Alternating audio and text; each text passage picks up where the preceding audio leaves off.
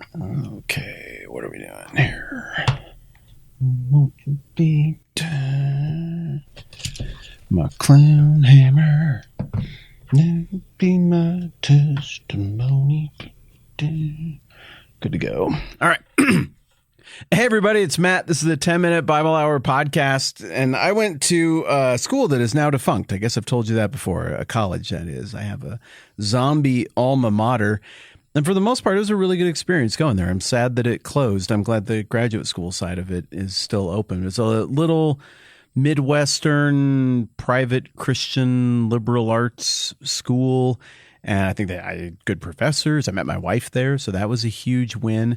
But one of the reasons that it stood out to me from other similar schools that I looked at was because of how it came at the topic of student behavior and student discipline. I looked at several schools that had these massive, thick Christian college handbook full of rules for the students, and they were clearly starting with the assumption that you wanted to be a rascal and do naughty, bad things when you went to a Christian college.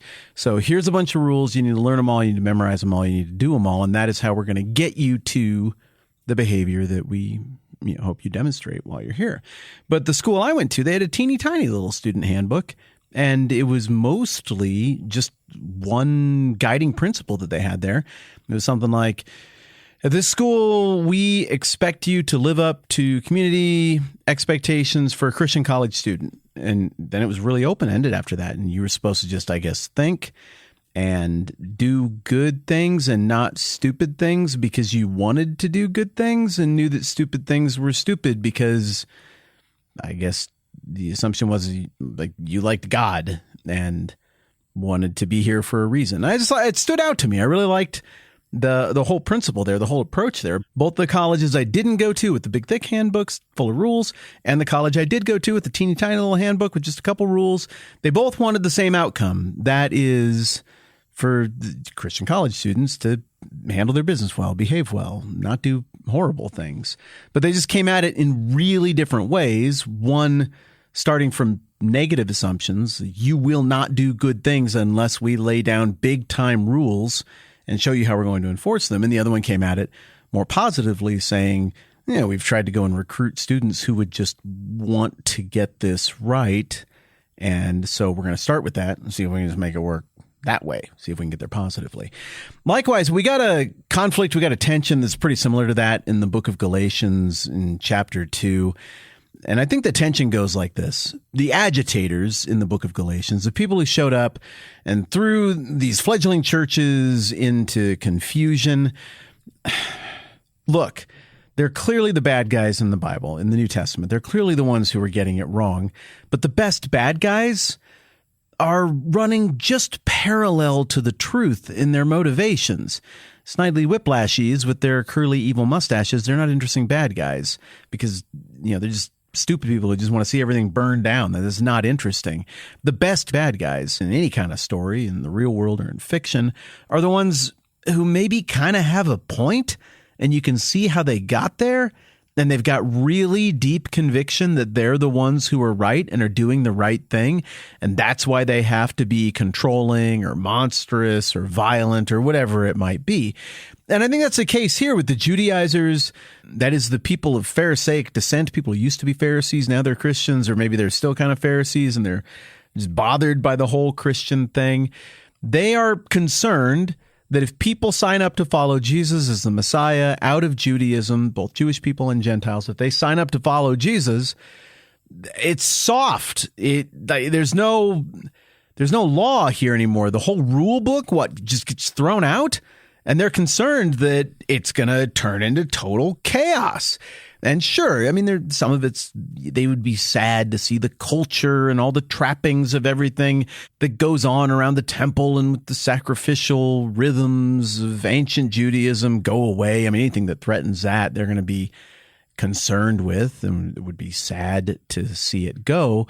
But it would appear that the main thrust of their critique of the Jesus thing, at least as we're talking about it here in the book of Galatians with Paul, is the idea that, at least ostensibly, well, you're all going to do bad things. If we don't have the big, thick rule book, starting from the assumption that you will all be very naughty, unless the rules are right there, then you're all going to be naughty. And Jesus, it seems like he takes away all of the reason with his free grace and free forgiveness for you people to behave well and do good. What's to stop you from just being super licentious and engaging in all kinds of disruptive, ugly, raucous behavior? That's their concern.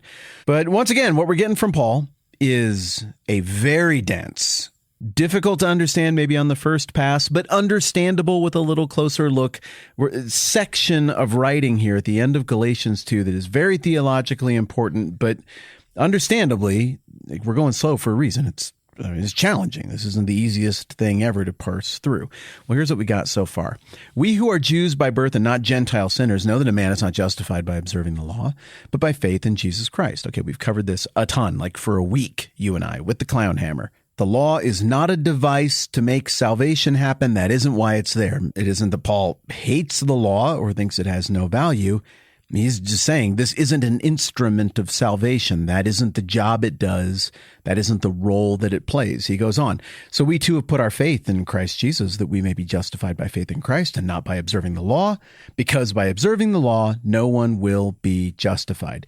You'll notice at no point here is he saying the law was a mistake on God's part. He blew it. There never should have been an Old Testament. There never should have been an Old Testament law. I reject the whole thing. No, it's not like that. I think what he's saying is if you are depending on the law to save you, you are misunderstanding what the law does. That isn't the right tool for that job. If the job is salvation, the law is the wrong tool, and the gift of Christ's grace is the right tool. The metaphor breaks down because you don't use the tool. So it's kind of like if my son and I are doing a project, I'm like, hey, dude, don't pound in that nail with that saw. That shouldn't be taken as me being like, I hate saws. Saws are bad. Saws were a mistake. They never should have been invented. No, obviously what I'm saying is it's just the wrong tool for the job, and it's not going to get you anywhere. Absolutely, the law is useful for revealing the character of God. Absolutely, the law is useful for giving a sense of God's moral will. Absolutely, the law is fruitful for painting a clear picture of the human problem and the distance between us and God.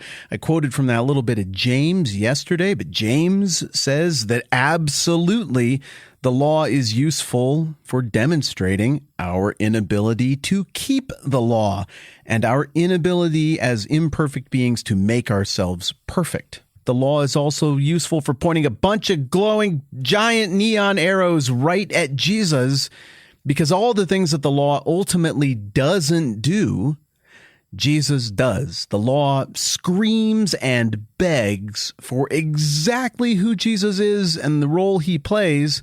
And when he shows up, it's a perfect fit, lock and key. So the law is not inherently bad. It's an inherently good thing because God made it. In the book of Hebrews, right in the middle of that very complex book, it gets spelled out for us. There's not like there's anything wrong with how God drew up the arrangements in the Old Testament.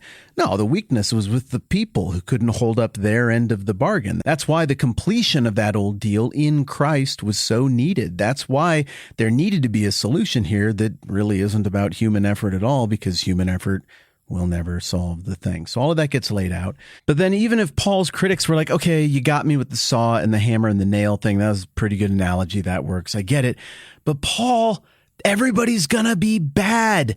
I mean, in that way, even if it wasn't on purpose, this Jesus, as you're portraying him, promotes sin because his free grace is going to make everybody licentious and do things the wrong way. Well, Paul speaks to that. Verse 17, hey, we're moving forward. It's been a minute. If, while we seek to be justified in Christ, it becomes evident that we ourselves are sinners, does that mean that Christ promotes sin? Ooh, so wow, that's a pretty good restatement of the question, I think. I don't think this is Paul just throwing this out and nobody's ever thought of it. And Paul's like, I'm doing a little too well here. My whole argument about the two ways and only one works and the other one doesn't, that I've got too much traction. Winning here is just too easy. Let's see if we can shoot a hole in my own argument. I don't think that's what Paul's doing. I think what Paul's doing here is repeating something that he's heard, that everybody he's talking to has heard. Maybe he's repeating something here, a counter argument against the grace of Christ that Paul himself, back in the day when he still went by Saul, had tried out when he was debating with Christians. So again, if while we seek to be justified in Christ, it becomes evident that we ourselves are sinners, does that mean that Christ promotes sin? Absolutely not. If I rebuild what I destroyed, I prove that I'm a lawbreaker. Now look, in fairness, at this moment in the letter, Paul does not completely expand on exactly how it is that people who are in the grace of Christ would then go on to obey the commands of Christ and to obey the moral commands of God and operate in a way that is in keeping with the moral aspects of the law. He just kind of gives us a hint in some really famous verses that are still to come here in chapter 2. But it's a couple chapters down the road here where he's going to fully flesh out the idea and give us a much clearer picture of what life in the Spirit looks like. Or to go back to my overwrought metaphor that I've kept on going to, or what it looks like to do it because you want to do it positively, to do it out of a heart of gratitude and looking forward without a gigantic burden of the law upon you, like the college that I went to that didn't heap a bunch of rules on us, but instead was like, hey, we think that you probably want to get this right, and here's what it looks like. It's pretty open-ended. Go get them. So Paul is going to flesh that out. We're going to get a way better sense of what that looks like and what it means. But effectively, his answer to the critique, well, isn't this just going to make everybody just screw around and be bad if we don't have all of these rules and everything, is right here. Verse 20, I've been crucified with Christ, and I no longer live, but Christ lives in me.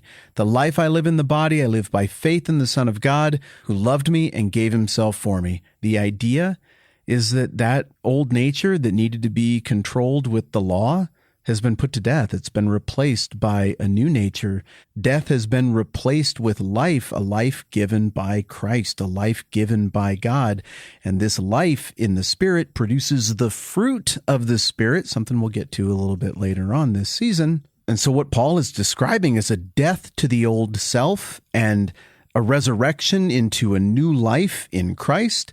And that this is so forward-looking and so proactive that the fruit, the good stuff, the obedience, the ethics, the morality, whatever you want to call it, it happens through proactive, positive, gratitude-filled, forward-looking as the one who has been made alive in Christ through no effort of their own lives this new resurrection, Spirit-led life of love and gratitude toward God and of kingdom agency for the things of God. Effectively, Paul is saying the law approach not only doesn't work for salvation, it's the wrong tool, but the law approach, it makes you reactive. And even if it looks like obedience, you're getting there in a way that isn't nearly as effective as this other way, which is the gift of God and not born out of the works of any person or the effort of any person.